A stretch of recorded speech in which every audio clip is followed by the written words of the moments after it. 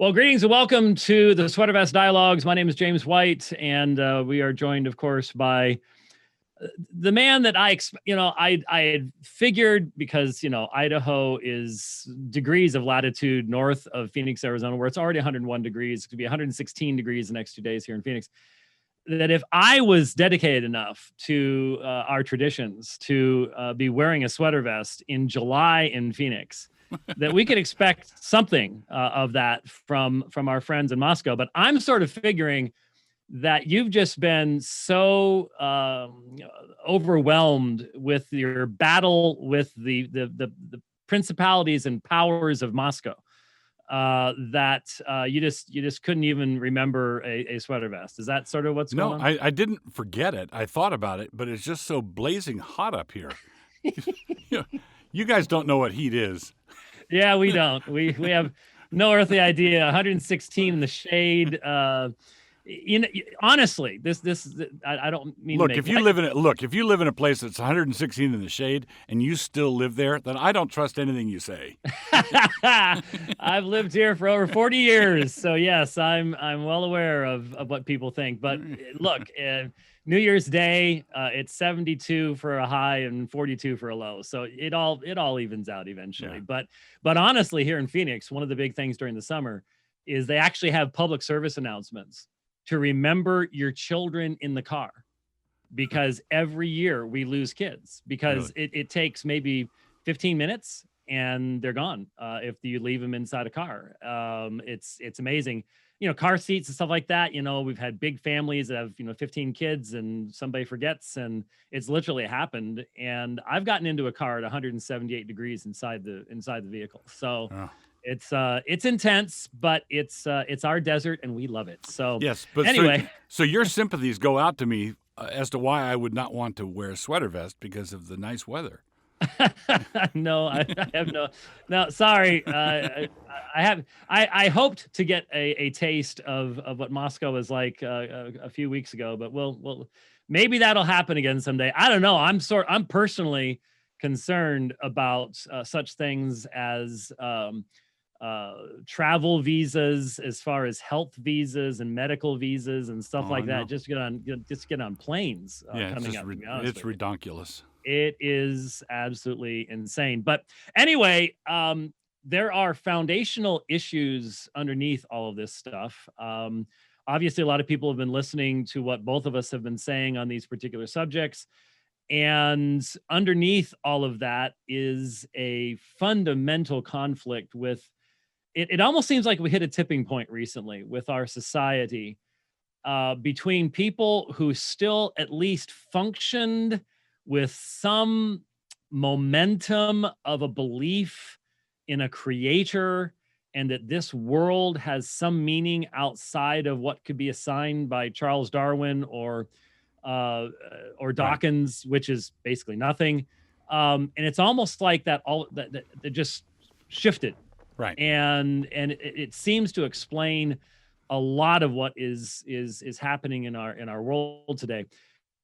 You and I live in a world with a creator who can speak and who can assign meaning, and makes the sunrise this morning that we had here in Phoenix absolutely beautiful and gorgeous. Right. Rather than in a world where the sunrise in Phoenix this morning was nothing more than a certain spectrum of light reflected off of a cloud layer. Right. And that makes all the difference in the world. What do you think about that? Absolutely. So what you're touching on, what you're pointing to, is what Cornelius Van Til referred to as epistemological self-consciousness. A lot of people talk about the polarization that's happening in America right now, which is a good term for it. But I think there are Christians on one end who are epistemologically self-conscious. They know who they are. They know who their God is. They know why they function the way they function. And then they're on the atheistic, secular left. They too are the leadership. The people who are driving this thing are also epistemologically self-conscious. And if there is no God in heaven, imagine there's no heaven above us, then there is absolutely no reason not to live like Jeffrey Epstein did. Right? Yeah. There's absolutely, and there are people at the top who follow that logic and who are doing so. And then you've got the people in the middle. There are some people who are sort of on. They've got an institutional memory of the way things used to be when there was a Christian consensus, and we are discovering what happens when that group of people gets yelled at by the people on the far left extreme. They don't have answers. They were able to run on memory, institutional memory, and did so for decades. But when someone starts yelling at them and screaming at them and demanding that they crawl, demanding they tear down their statues, demanding that they put on a mask, that they do all these things, they know that there's something wrong with it, but they don't know how to articulate. They don't know how to articulate what's wrong with it because they've not had a worldview education. They've not had a Christian education. They're not epistemologically self-conscious in a Christian sense. So the the alleged conservatives have been MIA in this whole thing. They've been hiding in their closets. They don't know what in the world to say. They, like you said, they feel there's something wrong about this. They recognize it's different than the way it used to be, but they don't have a leg to stand on to be able to shout back, in essence, and say, no, you are wrong, and here is why you are wrong, because they abandoned any type of meaningful. Well, they all became Episcopalians a long time ago. That's basically what the problem is there. Yeah. And when you have at the National Cathedral, when you have trees walking in, wearing homosexual banners and stuff like that, that's not really going to provide you much in the way of a solid foundation for being able to push back against what is taking place. Right. Now there are pockets, and so just recently, just a few days ago, here in Idaho, there was the Republican State Convention where all the Republicans got together. And we have a Republican governor, Brad Little, who ordered us into lockdown in sort of the typical soft center-right kind. He's a center-right kind of governor. But he ordered us into lockdown. And the Republican Party, meeting in their convention, just condemned that. And so I thought, whoa. But here's the problem. They're not – they can say, that doesn't make sense, man. And because my business or because of this, it's a common sense argument. But we're past the level of common sense. We're down to first principles, and it's either Christ or chaos. Those are our basic options: Christ or chaos.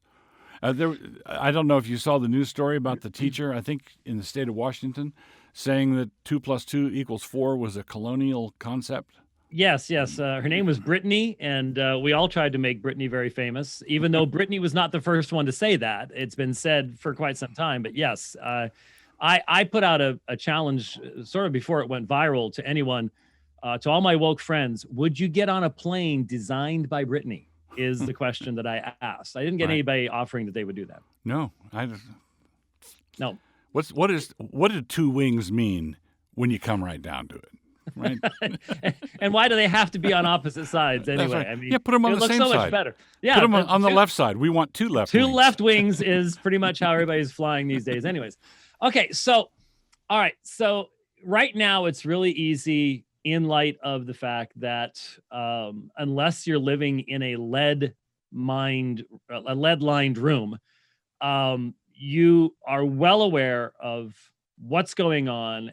And I try to look for silver linings. I suppose in some ways, what has happened over the past 6 months, 7 months now, has forced a lot of Christians to at least realize that if our faith doesn't address issues like this, why do we have it? I mean, the people who have had this totally disconnected, I've got my religious life, and I've got my life out in the world perspective, are starting to realize not even the world's going to allow that. That's not going to happen. And so many opportunities of addressing these issues, we have to be thinking these things through. And it's been very uncomfortable for a lot of people to think these things through.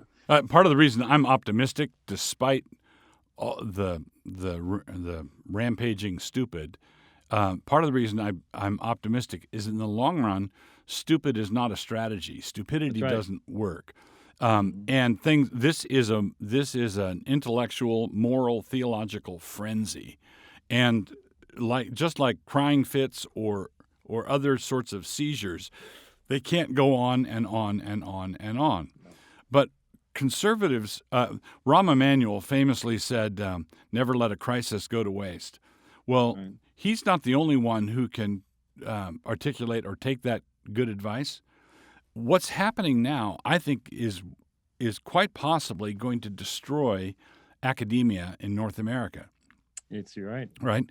And Right. what we wouldn't get together and vote out, it looks like God is nuking from space. Right.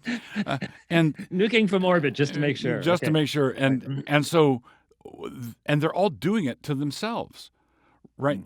Colleges, there are numerous colleges that were marginal. It was a higher education boom to begin with. And a lot of colleges were already marginal and dependent on federal money that's not going to keep coming. And then if they try to open in person in the fall and they only get half their students or a third of their students, that they're not going to be able to function. I think we're going to be looking at the collapse of a lot of colleges that they did to themselves, and a conservative conspiracy can't be blamed for it. This is a mass suicide. This is Jehoshaphat going out to battle with the choir out in front, and when we get there, all the colleges jumped off a cliff, and the colleges are the ones that are pumping this insanity into the broader culture. Right. But Doug, okay, so let's take the most post-millennial perspective possible here and say we see a huge decline in the secular university attendance, et cetera, and I've seen a number of articles. I'd like to believe that they're true. A huge increase in homeschooling. Yes. Parents all of a sudden going, man, these offspring of mine are really sort of cool, and my goodness, they behave differently when they're around me all day rather than around all the rest of the rugrats and so on and so forth. And so let's say all of that happens, yet there has to be a formed, functional, meaningful Christian worldview amongst all these Christians to be able to make things go the right direction. And one of the biggest problems, in my opinion, is that quote unquote evangelicalism, whatever in the world that means, in the United States, has so compromised on foundational issues, and especially the issue of God as creator, that it concerns me, because we've been hobbling along on a semi-biblical worldview that's missing the foundation. Right. I mean, I cannot think honestly of any element of the Christian worldview that does not eventually find its underpinning in the reality of God as creator. Yeah. I mean, that is just foundational. Yeah, the Apostles' Creed. I believe in God the Father Almighty, maker of heaven and earth. Start there, and everything follows. And I think your job, my job, and the job of, unfortunately so far, a relative handful of others, is in this time of the raging floods of panic and commotion and manipulation and control. I think our job is to be the levee that doesn't break. Okay, so we need to stand firm, hold steady. Don't let the people who say, "Man, you're being a little extreme here," and well, no. God is the creator. He's not going to let us destroy the planet this way. That's not the way the planet's going out. Human cultures go out this way. Yep. Right? Civilizations go out this way, but Mother Earth does not go out this way. So the thing that is important for us to, I guess, realize is that if we stand firm if we trust in the God whose MO is to shake things up, so as it says in Hebrews, so that what cannot be shaken may remain. And we, Christians, are receiving a kingdom that cannot be shaken. So if we are preaching the kingdom, if we're preaching the death, burial, and resurrection of Christ, if we're preaching that God is our creator and we owe everything to him, if we are declaring the word unambiguously, it doesn't matter how many shakable things collapse. That message cannot collapse. That gospel cannot collapse. And I've seen this. It's only been 6 months of this or less. I have seen a massive reaction on the part of many Christians who have been getting anemic preaching and teaching, pablum from the pulpit, and they're saying, "This, I'm sorry, friend, this just isn't going to cut it. We need the whole counsel of God." Yeah, people are seeing that, and the question really is going to be, I mean, you're dealing with students there, you're dealing with the millennial and South generations. They've been given so much. You were calling it pablum, but so much empty, vacuous type of worldview teaching, and even in their churches, but Right. secularly even more so, that really the question that comes up is, how do we present the old time reality of God as purposeful, sovereign, maker and sustainer of all things, Right. to a society that is steeped in the religion of Darwinism, and to a church that has in many ways capitulated to Darwin when it comes to mankind's, they may still say we bear the imago Dei. They may say we have the image of God, but how that can be true in light of what they really believe about Darwin and Darwin's essential correctness, they've never been able to figure that out. And once the world starts pushing on that, it all collapses anyways. Absolutely. And so consequently, the foundation, it's not for nothing that God gave us a Bible that starts with Genesis 1 and 2. Those are the footings. Everything builds off of that. God created the heavens and the earth. And then in the New Testament, it reiterates that Christ was the executive of this. God created all things through him. And apart from him, nothing was made that was made. And that means creation from nothing on the one hand. I said earlier, Christ or chaos. Creation from nothing with Christ as the executive of the Father who does that work for him, and the Spirit hovers over the face of the deep. Or on the other, it's just endless time and chance acting on matter. Right. It's chaos. It's like 10 tons of confetti dumped into an F5 tornado. That's what the world is. And I just recently, back in when this first came out, when Francis Schaeffer wrote a book called The Christian Manifesto back in the early 80s. And I read it back then, and I just listened to it again. I just went through it again. And this is almost 40 years ago. Right. And it is remarkable how prescient that book is. Basically, it's not that we weren't warned. No. We were warned, and yeah. But America will still go on. Right. Things are going to remain rock solid, steady, and it's as though everybody's got amnesia that comes in 2-week increments. Right? Yeah. They come for the Confederate statues, and you say, "Hey, listen, it's not just Confederate statues. It's going to be other statues in a minute. You're crazy. You're a madman. You're babbling. What are you talking about?"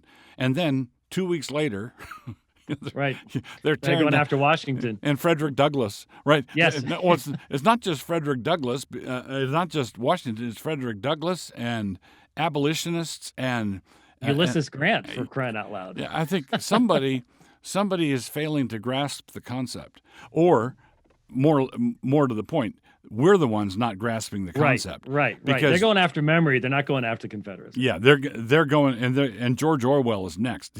George Yep. Orwell himself is going to go down the memory hole, because everything must go down the memory hole, so that their socialist paradise, Venezuela, that sort of thing, their socialist paradise is going to be the only thing on the menu. And it's always been this good, they're going to tell us. It's always been this good.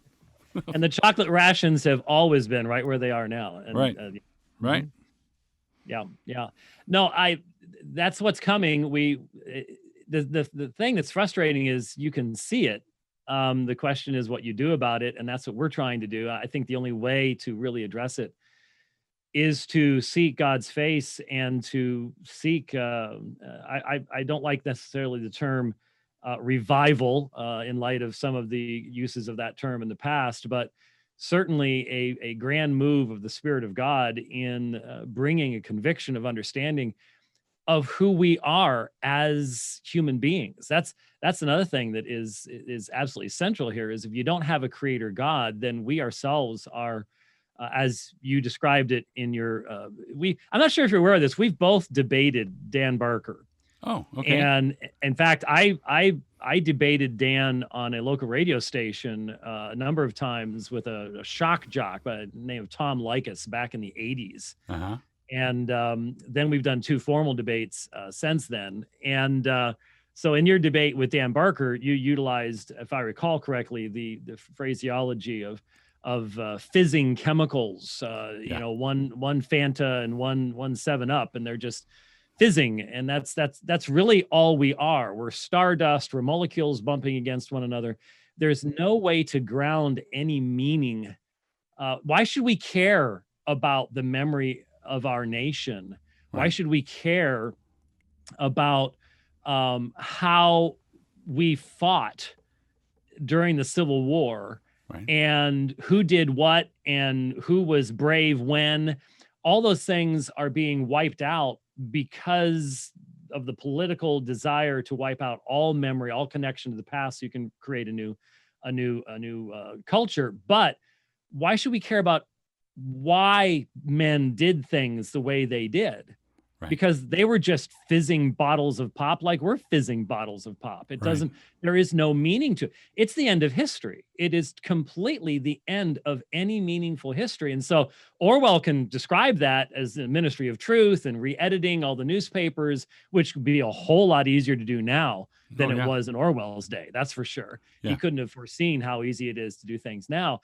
But that also results in the destruction of humanity itself as having my life does not matter, because my life might get wiped out tomorrow by a change in how the state wants to do history then. You're left having absolutely zero meaning. It seems to me that if we can connect the fact that this one creator God has revealed himself, there is an empty tomb that shows that he has revealed himself in this world, that he is very, very concerned about what takes place here. He's invaded his own creation, together with what that means about us as human beings. That is a message that we need to be getting out to everybody with more fervor than I think we've ever thought we would need to communicate it with. Yeah, absolutely. And as C.S. you used the phrase "destruction of humanity." C.S. Lewis's wonderful book, "The Abolition of Man," touches on this. Once you've destroyed every trace of obligation from outside of us, which is what a creator necessitates. A creator means I've got obligations to him. Once you eradicate that and you've completely submitted to a Darwinian atheistic worldview, once you've done that, all obligation vanishes, but the phrase "I want" remains, right? So the people who are grabbing for power, and that's what it is it's a hungry, avaricious, greedy power grab. That's consistent with their worldview, right? They have no obligation outside themselves, and there's nothing that they need obey except their own desires. And if their desires are to dominate us, to rule over us, to dictate to us, then that's what they're going to do. And so we need a mental infrastructure. We need a worldview, a framework for answering these things to respond to the challenge. And we need men, pastors, who are able, when the demands of this kind of secularism, ardent secularism, come our way, we need men with backbone who have the ammo, the resources to stand up and say something like, "Let me think about it." No. Let me burn a couch on that one. Well, but when we say, okay, right now we can still say no. Mm-hmm. We still have that freedom. I'm looking toward November and January, and really wondering how quickly could the movement come our direction to try to shut everything down as far as communication, because we know the other side cannot engage in debate. Right. Both of us have done lots of debates. Watching you interacting with the students in those debates a few years ago, at Bloomington, and by the way, when you said to that one young lady that you frequently have thoughts that require more than one sentence to express them, how did you keep a straight face? I mean, seriously, that was one of the most. That was classic. I don't think I've ever had a chance to tell you how classic that was, but that was classic. Thank you. Because that's what I've wanted to say to so many people, but you can get away with it. I really, you're Uncle Dougie. I'm just the mean. Oh yeah, right. I'm the nice one. I see. How did that happen? See, is that why I'm hanging out with you, is to make me look good? That's exactly right. You're looking like the nice, calm, sane one. That's exactly what this is all about. Somebody's going to say James and Douglas need to get a firmer grip on the good cop, bad cop routine. very, very much so. But the way that they responded to you when look, I'm confessing a really deep and it's a serious character flaw, and you're much better at this than I am. When I encounter someone who plainly detests rationality, detests logic, and lives completely in an emotional roller coaster realm, mm-hmm. I struggle to deal with that kind of person. I really, really do. I find it disrespectful to themselves. I find it disrespectful to me, to the people around us, to the world around us, because we're created by God to think his thoughts after him. And here's somebody who in their rebellion is doing everything they possibly can to do the exact opposite of that. I really honestly struggle in that situation. I really, really do. Now, I've obviously navigated it more than once in public situations, but it requires a supernatural effort. There's no question about it. Yeah. But how do we can't get the other side right now to actually engage us. So we have to sort of turn our attention to the people in the middle that are wondering what in the world's going on, and explain to them, this is why they can't debate. This is why they won't debate. And this is why you need to stand against them. Right. I think of a verse near the end of Jude where it says, snatch people from the fire, detesting even the clothing that's stained by the sin. There has to be a balance of loving the sinner and really genuinely detesting the things they're all tangled up in. And as Lewis again points out, there's one person we've been doing that for our entire lives, and that's ourselves. Mm. We know how to distinguish the sinner and the sin, and want what's best for us, and say this sin's got to go. Well, there are some people who have not yet gotten to that point of enlightenment that the prodigal son came to when he was staring at the pig food, and when you encounter that person, what you have to do is say, Lord, give me that vision that is expressed there at the end of Jude. I have a friend. I had a friend years ago who, when he was a little boy, his father wasn't doing this from a Christian framework, but his father wanted to keep him away from substance abuse. So his father took him on a tour of Skid Row. Mm. And just his father walked him through Skid Row to see all the winos lying in the alleys. and saying, this is what happens when you start going down this road. This is where men wind up. I've often thought that we ought to do something similar intellectually by walking people through philosophy departments or English departments, because what we're dealing with is intellectual wreckage. And these people who can't keep a coherent thought in their heads are rootless. They're uprooted, rootless children who've been abandoned by their teachers, by their pastors, by their parents, and they've not been protected. They're like sheep without a shepherd. We had an incident at our second church service last Sunday where someone came to disrupt the service, and the cops were called, and you still have cops? Yeah, we do. And these cops were good guys. Our security team got the guy outside, and then a couple of cops came and talked to him. And then after the service was over, I went out and talked to him for 20 minutes or half an hour, and he was just a troubled, badly educated jumble of thoughts. And I think this is, of course, at the end of the day, you and I both know that God judges every individual, and every individual will answer to God for his own sin. At the same time, we know that one sinner can work another sinner over and really do some damage. And this is, we are dealing with the fruits of a generation-long experiment in ardent secularism in our school system. This is what happens. Yep. All right, and you can't be a little bit pregnant.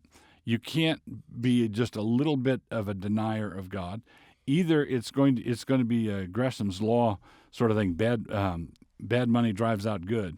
Bad thinking drives out good thinking. If you tolerate it, it's going to swallow up everything. Yeah. Well, that's what we're seeing. There's no question about it. And I did not on New Year's Day 2020. I did not see what 2020 was going to look like. Everybody was sitting around going, okay, there's a national election. It's going to get pretty weird. Sure, it's going to be an interesting year, et cetera, et cetera. But I had nobody had any way of knowing that the strange coalescence of things would reveal hearts quite as quickly as hearts indeed have been revealed. Yeah, had we known, we wouldn't have come. Would have stayed in 2019. That was a pretty good year right now. It's looking like the golden age right now. Right. No two ways about it. But nothing we could do about it. Here we are. And yet, you were just talking about these people are a jumble of emotions. And again, we seem to have institutionalized infancy at the highest levels of our government and our educational institutions. I mean, when you have to find a safe space, when you just encounter another way of thinking, that is not, no society can survive that. Right.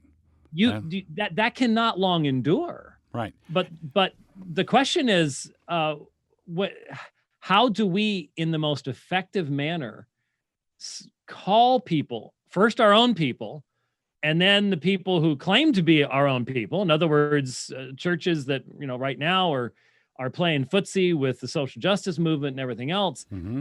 Call anyone who claims to have fidelity to Christ, and then call the whole culture as a whole to recognize that living as an emotional being without discipline is self-destructive. And the reason it's self-destructive is you were not made that way. Right. You have a creator. Right. How do you emphasize that in a way that catches the attention of the person who honestly thinks that their emoting is deep thought? Yeah. There are two things. In a generation dominated by emotions, like you said, dominated by the feels, right? Yeah. If that's your reality, that if you feel that way, then it's true for you. This is basically it's the coherence school of thought as opposed to the correspondence view of truth. Correspondence view of truth says if I say the door is closed, that proposition is true if it corresponds to a door over there being actually in fact closed. That's correspondence. Coherence means as long as it's your story and you're able to make it cohere within its own frame of reference, then that's true for you. Well, we have given ourselves over to that, and this is really telling. This is part of the thing that illustrates to me why I think there are deeper forces at work in all of this. In this moment when we are starting to circle the drain because we're given over to the feels, the cry goes up in evangelical circles. What we clearly need in this moment, dominated by emotion and feelings, is women pastors. And you say, well, now notice, I bet you $10 that there are people watching this who would say, well, I'm a complementarian and I believe that the pastorate is limited to men because Paul says, and I agree. But why'd you have to say that? Why did you have to associate women with feeling, right? Well, because that's stereotyping, that's generalizing, that's illegal, isn't it? Right. Well, it is, or it's going to be in the new world you're trying to create. Right. And so the thing that I found really helpful on this emotional thing, the illustration I found helpful, is emotions are like children. And some people have children and they're out of control. Other people have children and they're well disciplined and they obey when you tell them to come, and they're well disciplined, well loved children. And the people with emotions out of control think that the people with well disciplined children don't have children. Right?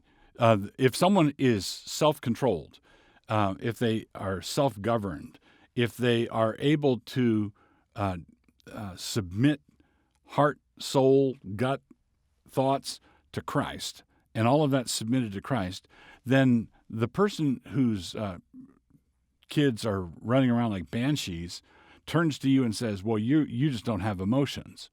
Well, no, I have. No. We all have emotions. We're just supposed to be obedient to Christ with them. And the people who have emotions out of control, the only time they enjoy their children is when the children are asleep. Right? And people, they can go in and look at how cute they are, and then at 6:30 a.m. the next morning, the reign of terror begins again. That's right. People who have children that are cared for, washed, clothed, educated, disciplined, enjoy their children all the time. Right. I don't think people understand that, for example, going back to that one comment you made to a questioner during the debate at the university, where she kept interrupting you and you finally said, I do often have thoughts that take more than one sentence to express. That was actually an expression of your emotion. Yes. You just controlled it and channeled it into one of the most classic zings of all time, but it was still there. Right. It's not that you're an automaton. You just disciplined it and controlled it and utilized it to make a point. All of us have those emotions, but I remember the day, Doug. I remember exactly where I was. I've told the story before on the Dividing Line, where I was riding a bike in the front yard of my family's house at 301 St. Mark's Road in Camp Hill, Pennsylvania. And a friend, a playmate, insulted me. And my first reaction was to get off my bike and do what a lot of 6-year-olds do, and that is run inside the house and tell my mommy to get him in trouble. Mm-hmm. I stopped my bike, and then all of a sudden the thought crossed my mind. It's a long ways to go in there and tell her, and who really cares? And I remember this to this day, when all of a sudden I realized, you know what? I don't have to be controlled by others, and I don't have to react that way. This is sort of cool. And that was when I reached an important level of maturity, which it seems in our society is now considered to be a bad thing. And not only a level of maturity, but a level of liberation. Oh yes, right? Oh yes, Because as soon as and this is, you can tell when a church is starting to go liberal when they're starting to project what others might say. If you say this, then somebody might react. Somebody might be hurt, or what if somebody with an abusive background is here this Sunday, and what if an alcoholic is there? What if, and they generate all these things, saying that I've got to be under the tyranny of every hypothetical situation I can think up. And then what you've experienced there was liberation from an actual situation. Right. You didn't have to react with the feels. You could just say, "Oh," right, and carry on and do the right thing. If you're constantly monitoring what the rest of the world thinks, you're giving the bullies the microphone, right? Yep. When you if you had run in to tell your mom, then the bully, the boy who taunted you, would have gotten exactly what he wanted. Right. And if I stay off of certain topics in the pulpit because of who might walk in, then the moderates and the squishes and then the intoleristas on the far left they've maneuvered me. They've steered me into the place where they want me to be. That would be a real problem if we didn't have, as we talked about in our last dialogue, an objective, consistent revelation from God, that when we open it, when we handle it honestly, when we handle it consistently, when we especially rein in our feels and not project our feels into its words so that our feels become the word of God. So in other words, when we really do meaningful exegesis and handle the word properly and proclaim the whole counsel of God, we can, with Paul, say, I'm innocent of the blood of any man. Right. Because I've delivered the whole counsel of God.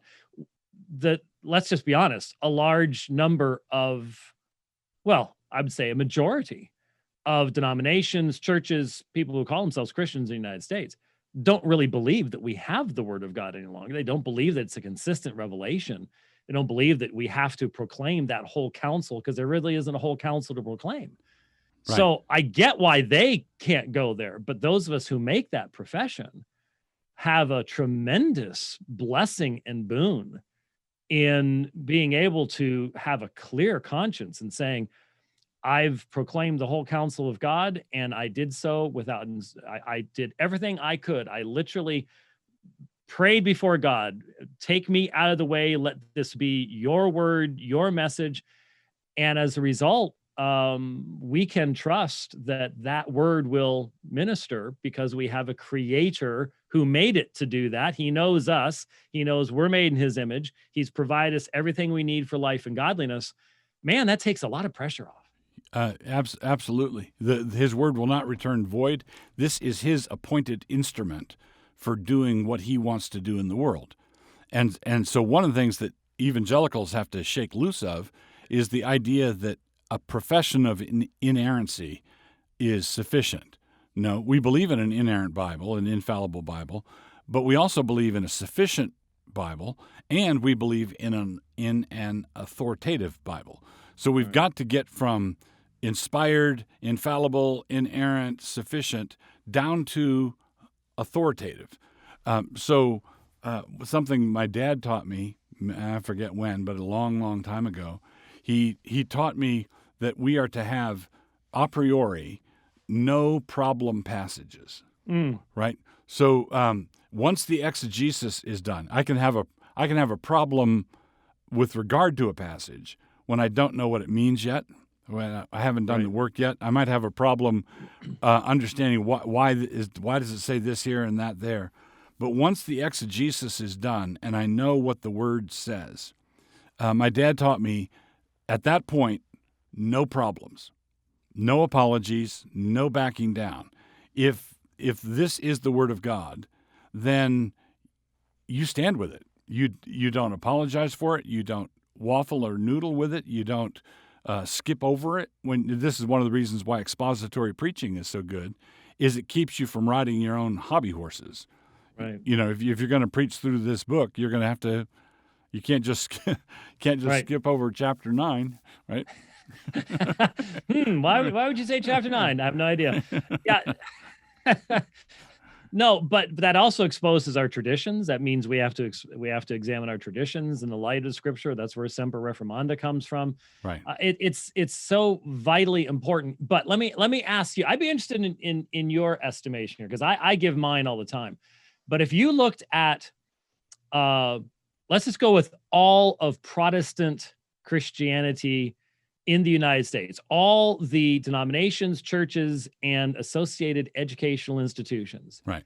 What percentage of those would you think actually believes in an inspired, inerrant, sufficient, authoritative revelation that is consistent with itself in communicating to the church everything we need for life and godliness? Okay. Obviously, this is a ballpark, right? Oh yeah, not I want it down to 0.1%. Yeah. I would say 10 to 15%. Yeah. Okay. Okay. You're actually a little bit more generous than I am, but yeah. Okay. And part of this is, and I've seen this actually happen, where there are people who are compromised and go in the wrong direction. They're in the process of going over to the other side, and they're going to collapse the first chance they get. Right? They're going to surrender to the enemy because they were actually saboteurs on our side. They were, there are people, denominations and seminaries and magazines, and they're in the process of going the wrong way. Then there are people, the true bluers, Puddle Glum Presbyterian, where they're rock solid and they're not compromising, and there's a small group there. Then there's the reason I get to 10-15% is I've oftentimes seen people who don't see the problems early on, but when it gets to a certain order of magnitude, the lights come on, and they say, "Oh, those faithful guys who tried to warn me so many times, they were onto something." Right. So I think that we're probably talking about 10 to 15% institutions that will either be found to be standing faithfully or will revert to faithfulness when the pressure comes. All right. So imagine yourself landing in the middle of a battle, or some chaotic situation, and you have to decide which direction you're going to run to take refuge. Are you going to run to the secularists, or are you going to run to the epistemologically self-conscious Christians, the Christians who believe that our Father in heaven is almighty and He made heaven and earth? So we're getting toward the end of our time together. One of the things I had suggested when the correspondence was going back and forth as to what topics we'd be looking at is one of the lines that I remember writing in the email is something along the lines of, it's who do you want to live next door to? And one of the thoughts was really how you and your neighbor view yourselves as to whether you are cosmic accidents or whether you are created by God, seems to me to be fundamental to what a culture is going to be like and how it's going to treat its citizens, the levels of liberty and freedom that are going to be available, all of these things. Yeah. And so this issue of, I grew up battling the whole creation thing. I was literally the only creationist in the biology department at my Christian college when I was a double major, Bible and biology, a minor in Greek. And I was the only creationist in my Christian college biology department. Right. And so this has been an issue in the scientific realm for me for a very, very long time. I'm good friends with Jason Lisle. I'm not sure if you know who Jason Lisle is, but he's the smartest man I've ever met. And I've had the joy of going out and stargazing with him. And I was going to be able to do that in August, but we had to call that off because of all the madness up in Colorado. But the man can just sit there in the dark and point to stuff and go, that's that, and that's that, and it's this far away, and this is how many moons are around that thing over there. It's just astonishing. But he's also a great presuppositionalist too. He's just a wonderful brother. But so the scientific aspect of it, okay, we've had conferences and debates for decades. It just seems to me, though, that there has been a fundamental thought chasm, even amongst those who will say, "Oh no, I see that God created all things, and this is really important." There seems to be a thought chasm between that and what that means in theology, and what that means, therefore, in morals, ethics, law, and the whole Christian worldview. It's like there's just this dropout. Yeah, like it can stand over there by itself, and it's a truth by itself, but we don't seem to live in light of it. We don't seem to make application of it. Do you think it's just because of the influence of all the Darwinism around us, or is it just because we're never pushed to really be coherent in our theology? Well, I would say that we're not pushed in a particular direction. So let's say you're talking about a Christian. Yeah, I believe in creation and I believe all this stuff, but they don't seem to understand why the house is on fire. Right. And this is why I think Christians, basically, a lot of Christians take the things you were just saying, and which I would affirm as well, that atheism and secularism and there is no God, that has downstream ramifications. And they take that and they say, okay, I'm willing to check that off. I agree with that. But they live next door to an atheist. And when they go on vacation, they wouldn't mind asking this atheist, who seems like a nice guy, to take their mail in and to watch their dog and, things like that. Right. They don't believe that as soon as their camper is around the corner, that the atheist is going to run over and burn down their house because atheism, right? They say that's just ridiculous. I live next to an atheist. I know him. He's a nice guy, right? But the problem is they're not getting an adequate sample size. There are atheists who live in the middle of Christian societies who are propped up by those Christian societies, there are cultural and societal expectations that hold them in. There's never been an atheistic society that wasn't a hellhole. Every atheistic society where the governing authorities said there is no God above us, and we're all just the end product. Just think North Korea. You think of places like that. So when the theology or the anti-theology works its way out to the corporate level, what you get is totalitarianism, absolutism, chaos, anarchy. What you get is a total mess. Put another way, what you get is what we're getting now. All right, we're starting to see the formation of the chaos merchants. The chaos merchants want everything to be torn down, and this is because there's a fundamental ancient pagan faith that believes that order springs spontaneously out of chaos. And if the civilization, the Christian order that you despise, is getting in your way, what you do is you blow the whole thing up, in the faith that something magnificent will replace it. All right? Because Darwin. That's right. Well, we have a sure word in these words, for by him were all things made, whether the heavens, the earth, visible or invisible, the thrones or lordships or rulers or authorities. All things were made through him and for him. And I love the last verse 17 of Colossians 1. He is before all things, and in him all things sunestican.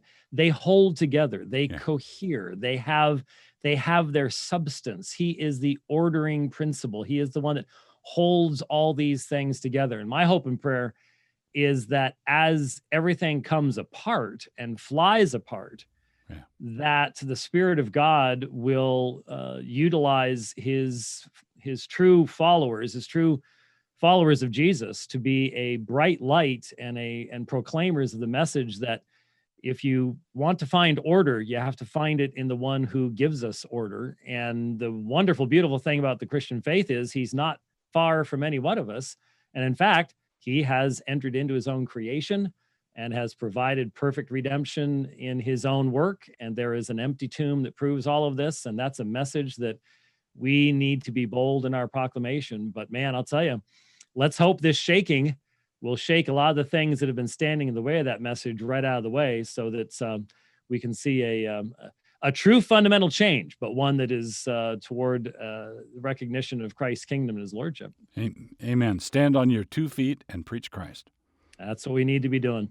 Well, Doug, again, I just want you to know that despite your temperature irregularities, if I had a sweater on in this room, I would be dead by now. It's probably cooler in here than it is in your room. So I'll give you that. But come December, it'll be a little bit different. Yeah. But I appreciate once again the opportunity of talking with you. I hope that these times that we share together are encouraging to others, and especially at this time, we really want to be encouraging many to stand in the gap, because these are extraordinary times. They are extraordinary times. They really, truly are. So Amen. Thank you, brother, for this time, and I look forward to the next time. God bless. All right. God bless.